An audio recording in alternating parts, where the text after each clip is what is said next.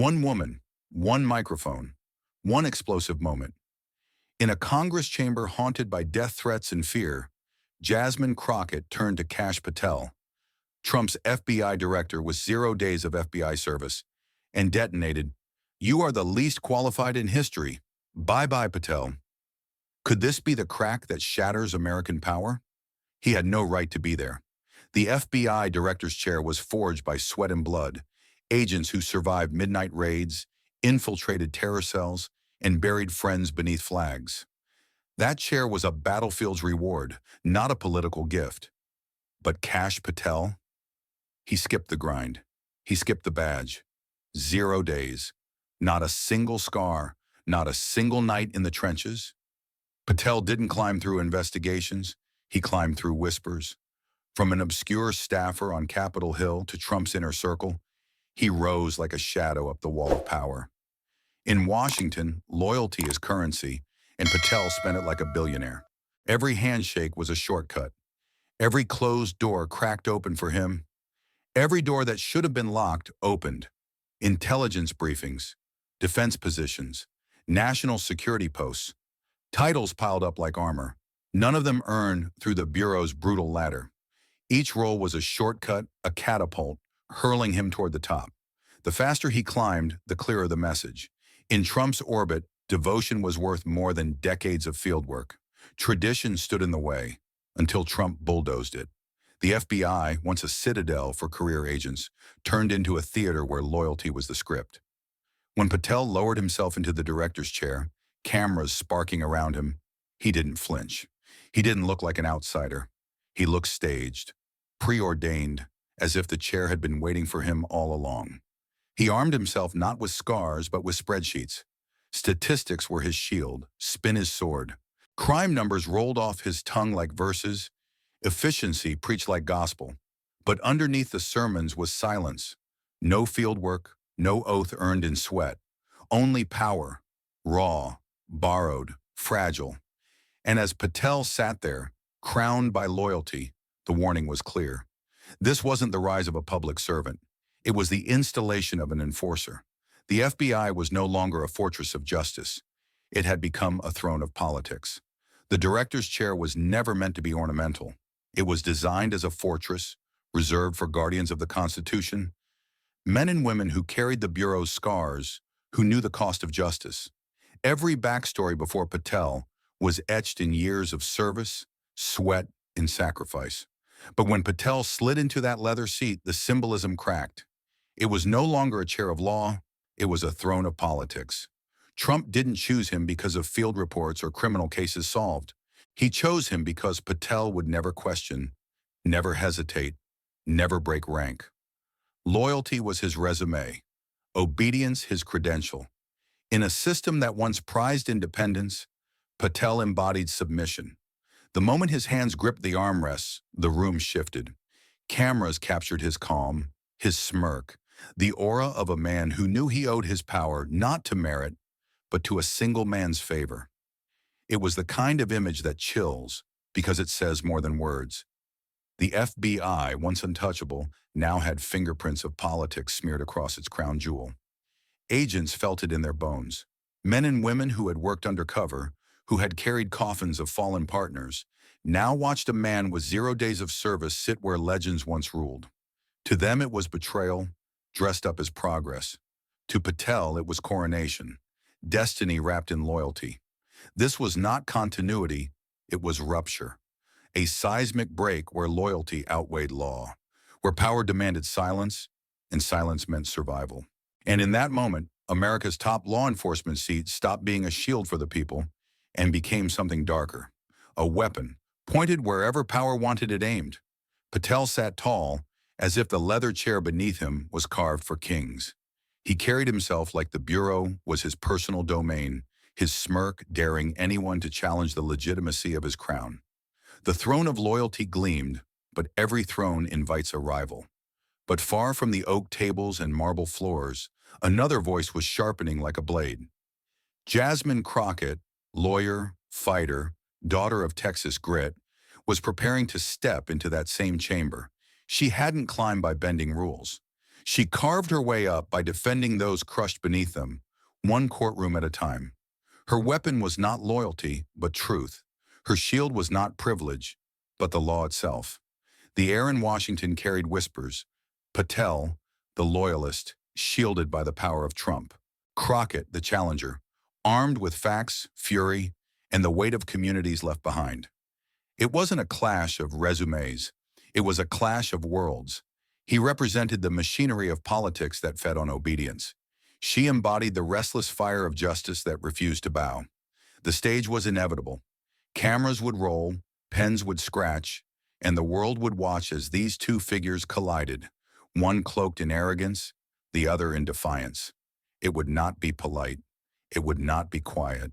It would be raw, dangerous, and unforgettable. And in that collision lay a question bigger than either of them. Could America trust its most powerful lawman when his only qualification was loyalty to a single man? What happens when the nation's top lawman owes everything to loyalty and nothing to the law? While Patel polished his throne of loyalty, another story was already in motion, one written not in marble hallways but in neighborhoods long ignored. Jasmine Crockett's rise did not begin with backroom deals or handshakes behind closed doors. It began in courtrooms where the walls were cracked, where clients walked in with fear in their eyes, and where justice was often a stranger. She was a civil rights lawyer before she ever dreamed of Congress. Day after day, she fought for tenants threatened with eviction, for young men pulled over for the color of their skin, for women whose voices were drowned out in a system stacked against them. These weren't abstract cases, they were human lives. Battles fought one motion at a time, one desperate plea at a time. Her memories were lined with faces, mothers carrying photographs of sons lost to violence, families clutching eviction notices like death sentences, entire communities stitched together by resilience because the system refused to see them. Every scar in those communities carved itself into her resolve. She did not read about injustice in reports. She lived it, standing in its shadow, forcing light into places built to remain dark. Unlike Patel, whose power was borrowed, Crockett's was forged. Every win in court was not just a case closed, it was a statement that the forgotten mattered. Every loss deepened her hunger to fight harder. She learned early that the law could be both weapon and shield, but only in the hands of those willing to risk themselves for others. And so when she entered politics, she carried more than ambition. She carried the weight of those voices. She was not polished for television, not scripted for applause. She was sharp, unflinching, and unapologetic. The communities that had been dismissed as footnotes in America's story had finally found a fighter who refused to look away. The chamber was heavy with silence, the kind that carries tension like static before a storm. Cameras blinked red, pens hovered, and Patel sat in his leather chair as though carved into it, confident that no one would dare strike at the armor of his title. But Jasmine Crockett had not come to Congress to bow. She had come to burn illusions. Her voice sliced the stillness like glass shattering on marble. "You are," her voice cracked the chamber like thunder, "the least qualified FBI director in American history. 0 days in the field, 0 scars of service. Yet here you sit, draped only in loyalty to one man." Gasps rippled through the room. Patel's smirk faltered for a fraction of a second, and in that tiny crack, the truth roared louder than any defense he could muster. This wasn't just a line meant for headlines. It was a scalpel cutting straight into the heart of the lie. Every director before Patel had worn the badge carried the Bureau's blood in their veins. He hadn't even touched its soil. 0 days of service. Yet he sat as the top cop of America. Crockett wasn't exaggerating. She was stating a fact so undeniable it stung like a brand. She didn't stop there.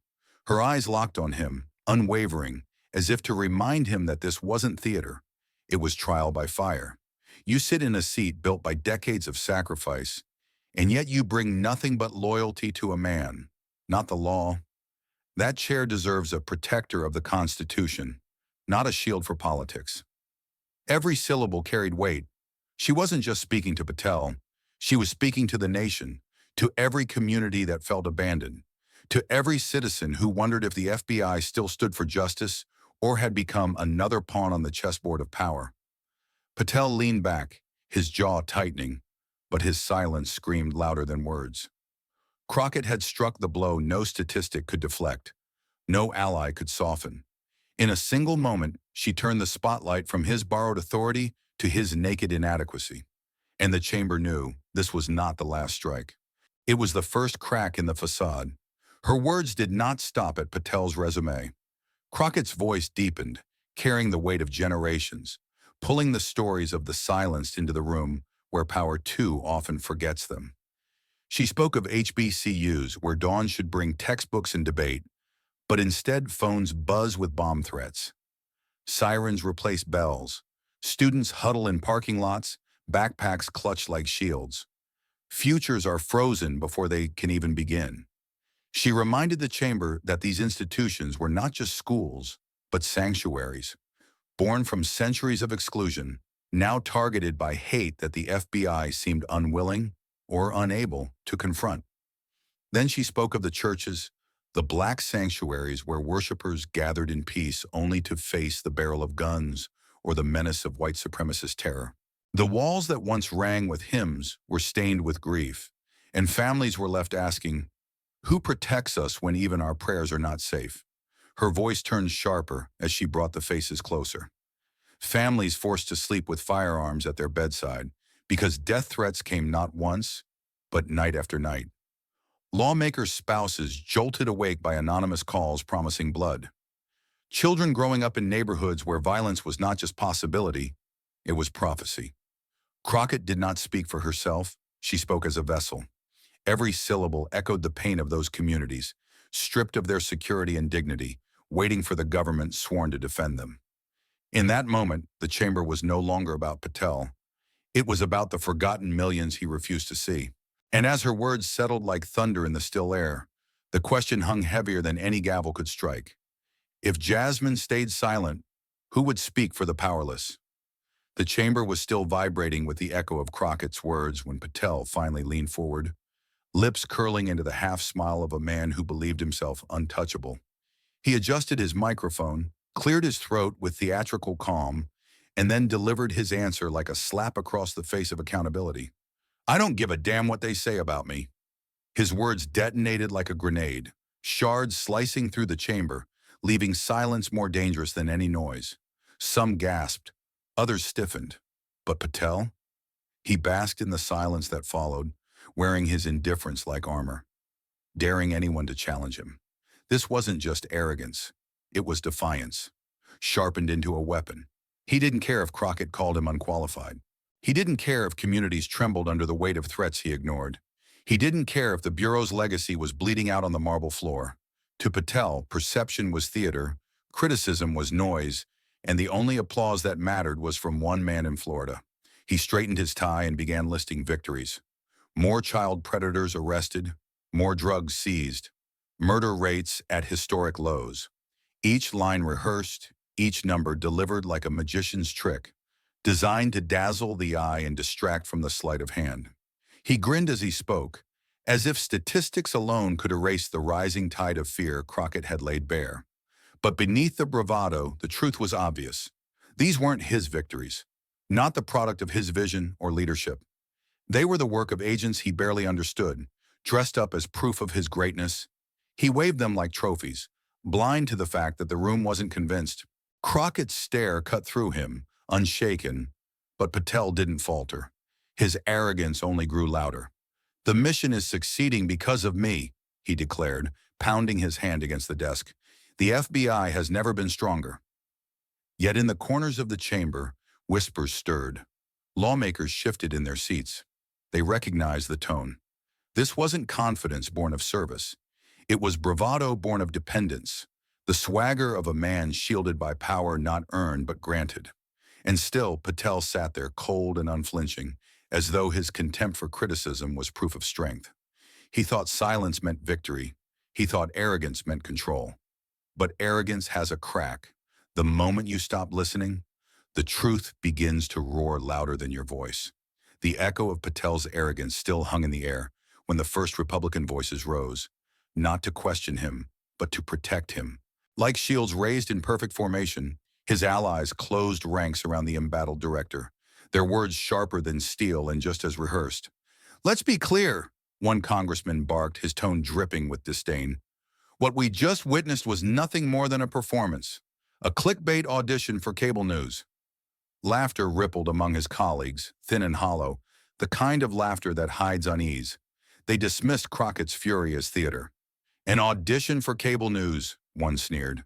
They tried to shrink her fire into a soundbite, to turn truth into noise. Another ally leaned into the microphone, his voice smooth, almost smug.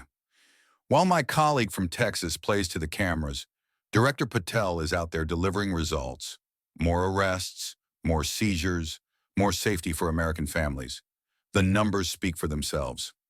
His gaze slid across the chamber like a blade, daring anyone to challenge the narrative. The strategy was clear. Turn Crockett into the spectacle. Turn Patel into the professional. Bury the substance of her accusations under layers of mockery and partisan jeering. Each word they threw was less about defending Patel's record and more about silencing her defiance, reducing her to a caricature. The loud, angry woman of color disrupting the order of things. But Crockett didn't flinch.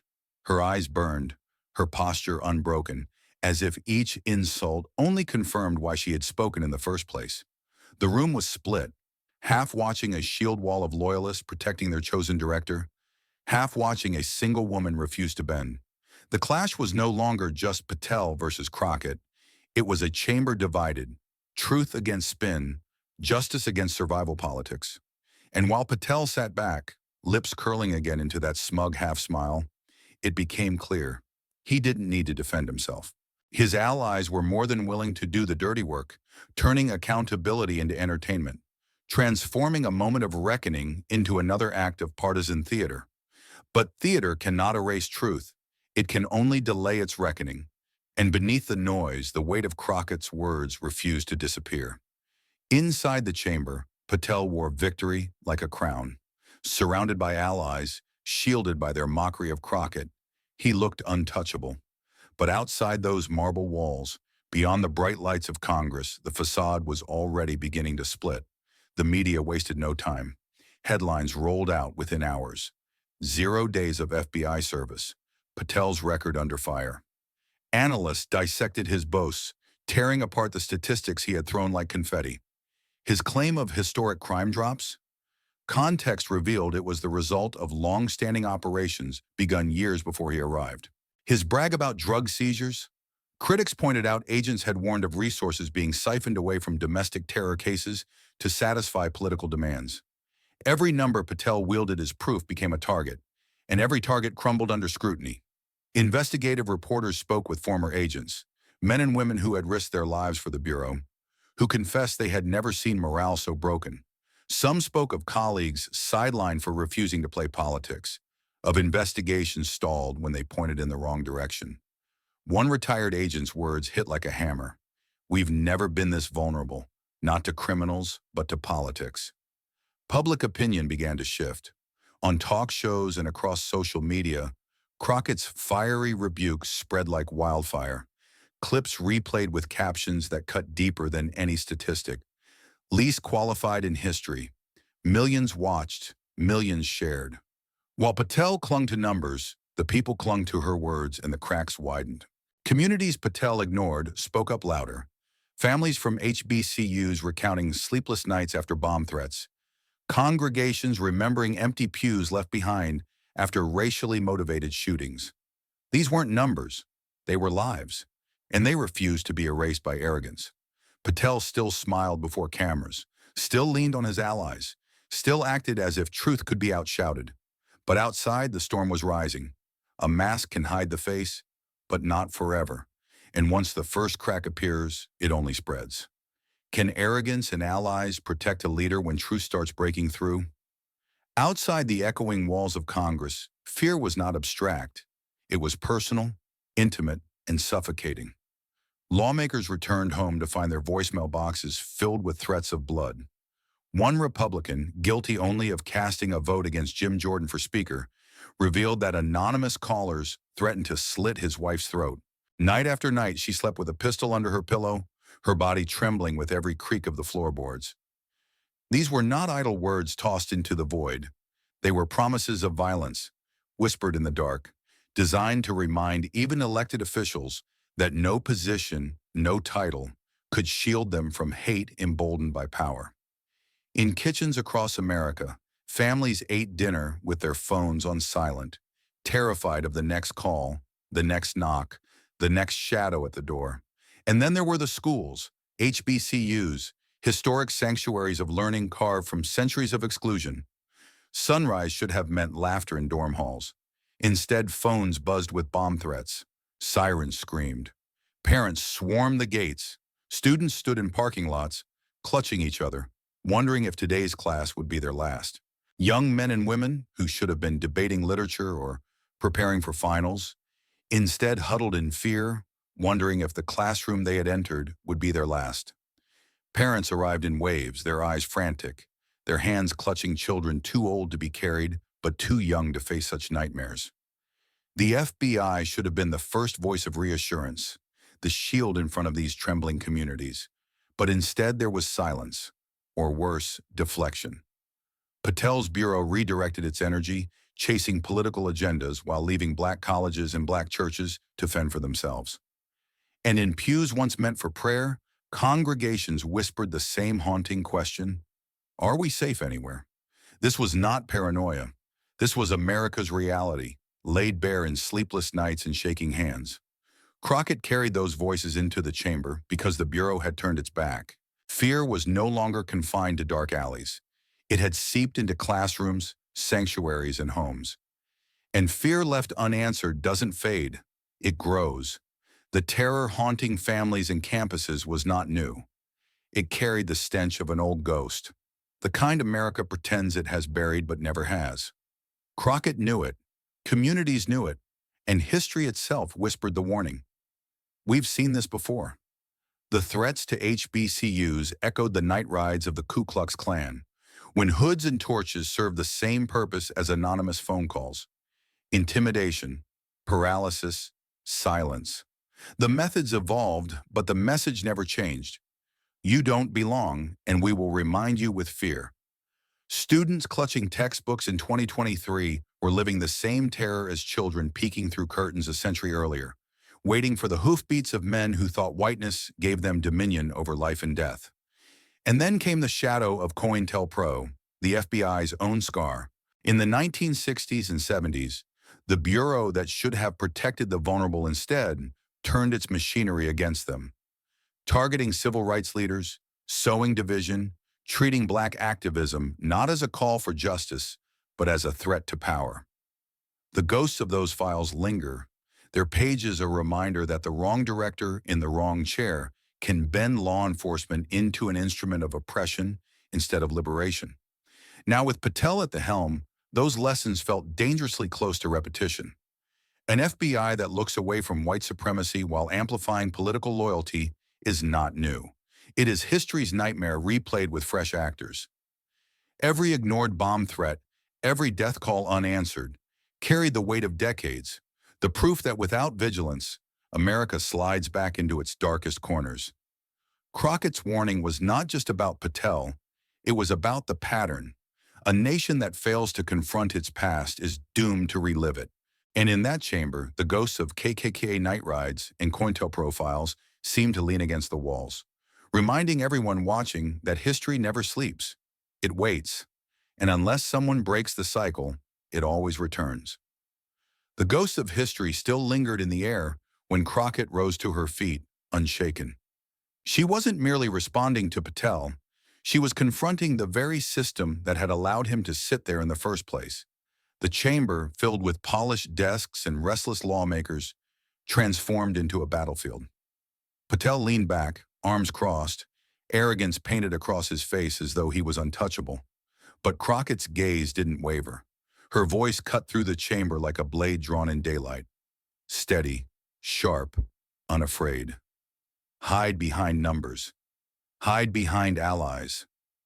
But you cannot hide from truth, she thundered, each phrase like a hammer, breaking his armor one crack at a time. The truth was simple and yet devastating. Patel was not the guardian of justice, but its usurper. He carried no badge, no history of service, no scars earned in the pursuit of law. What he carried was loyalty, wrapped in arrogance, paraded as qualification. Crockett ripped away the mask piece by piece until what remained was the naked reality, an FBI throne corrupted by politics. Lawmakers shifted in their seats, some glancing nervously at Patel, others locking their eyes on Crockett with silent awe. This was not a debate. It was a reckoning. One woman, armed with nothing but facts and fire, stood against the machinery of power and refused to yield. In that moment, Crockett was more than a congresswoman. She was a warrior. Her words did not just challenge Patel. They defied the long shadow of history, the cycle of fear and silence. She planted her feet where so many before her had been cut down and declared she would not move. And the question that thundered louder than applause or jeers was this: can one warrior bend the weight of history toward justice? When the clash ended, the chamber did not roar with applause or collapse into chaos. It sank into a silence more damning than any insult. Patel still sat in the director's chair, but the aura he wore like armor had begun to peel. What once looked like authority now looked like exposure. A man stripped of the illusion that power equals respect. His arrogance, once loud, now clung like rot. The smirk that once dared challengers became a scar he couldn't erase. History has no mercy for men who confuse loyalty with leadership, and Patel's name was already etching itself into the darker margins of the FBI's story. The headlines would follow, not celebrating his tenure, but dissecting it. 0 days of service, the director who never belonged. Trump's enforcer, not America's protector. Each line carved his legacy deeper into infamy. The mask of competence was gone, torn away by Crockett's unrelenting truth. And once a mask is shattered, it cannot be put back on. Agents inside the Bureau whispered about morale broken, about investigations stifled, about loyalty tests replacing merit. What they whispered would soon echo in reports, in books, in documentaries. And Patel's reign would not be remembered for strength, but for surrender. Surrender of independence, of integrity, of the very mission the FBI was built to uphold. He had come to the throne with arrogance. He would leave it with disgrace, and history would not recall him as a leader, but as a warning. A warning of what happens when the most powerful law enforcement seat in America is given not to a protector of the people, but to a servant of one man's will. Patel thought arrogance made him untouchable. In truth, it only made his fall inevitable. As Patel's legacy crumbled into dust, another figure rose from the same battlefield, her voice still reverberating like a drum beat through the chamber. Jasmine Crockett did not just win an argument. She claimed a place in the lineage of warriors who turned truth into history.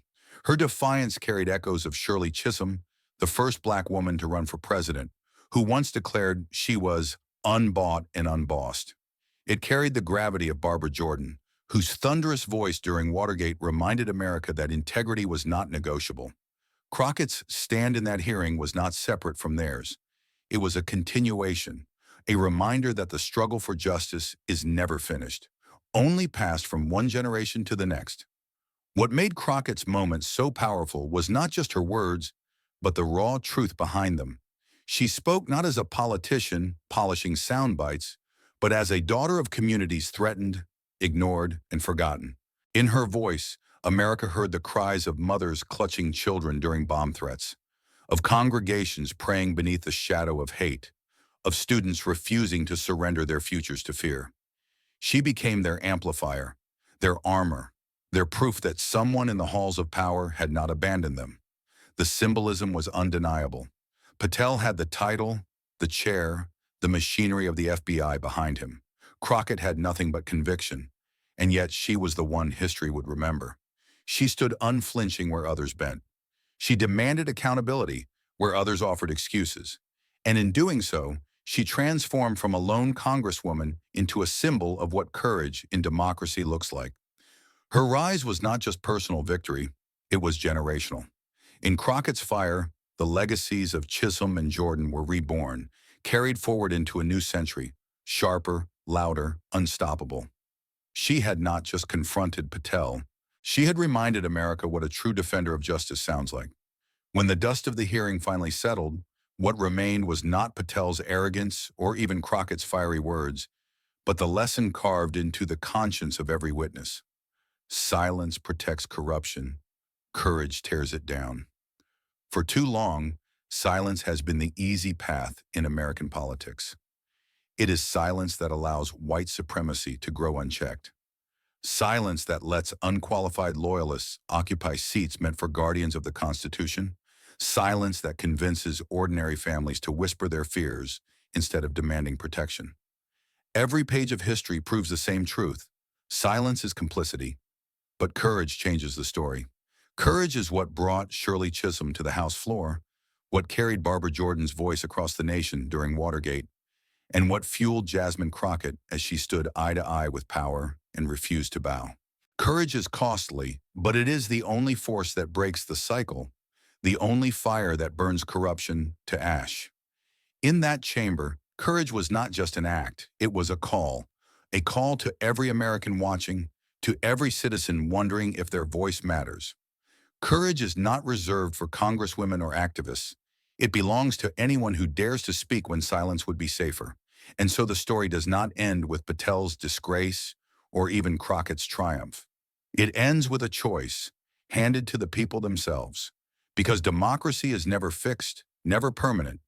It is defended or destroyed in each generation by the voices that rise or the silences that fall. Will America choose silence or courage? Power does not crumble in silence. It shatters when courage speaks. The chamber emptied, but one image refused to fade. Jasmine Crockett walking out, shoulders squared, fire blazing. She didn't look like a politician leaving a hearing. She looked like history itself, striding forward, unbent and unforgettable. She did not look defeated. She looked eternal, as if history itself had wrapped her in its mantle. In a chamber built for silence, one voice roared, and that roar still shakes the walls of power. This is not the end of her fight. It is only the beginning. If this story shook you, like, subscribe, and comment below. Do you believe one voice can still change the course of American democracy? This narrative is a dramatized retelling created for storytelling and educational purposes. It is not a complete record of events and should not replace official sources.